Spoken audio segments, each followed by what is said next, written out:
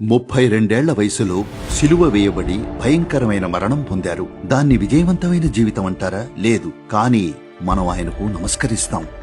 ఎందుకంటే సిలువ వేయబడ్డా కూడా ఆయన వాళ్ళేం చేస్తున్నారో వాళ్లకే తెలీదు, వాళ్లను క్షమించండి అన్నారట. అందుకు ఆయనకు నమస్కరిస్తాం. సిలువ వేయబడినందుకు కాదు, ఎందుకంటే సిలువ వేయబడటం విజయవంతమైన జీవితం కాదు, అవునా? ఆయన్ని సిలువ వేసినప్పటికీ ఆయన తన గుణాన్ని కోల్పోలేదు. దానికి నమస్కరిస్తాం. జీవితం ఆయనపై ఒకదాని తర్వాత ఒకటి విషాదాలు విసిరినా ఆయన వాటన్నిటికీ అతీతంగా నిలిచారు. మనం దాన్ని ఆరాధిస్తాం, ఎందుకంటే ఇది మనలో ప్రతి ఒక్కరి విషయంలోనూ నిజం.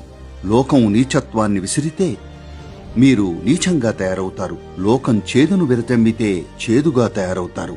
లోకం కోపాన్ని ప్రదర్శిస్తే కోపిష్టిగా తయారవుతారు. చాలా మంది మనుషులు జీవించేది ఇలాగే. ఆయన దానికి అతీతంగా జీవించారు కాబట్టి ఆయన్ని దైవ సమానుడన్నాం.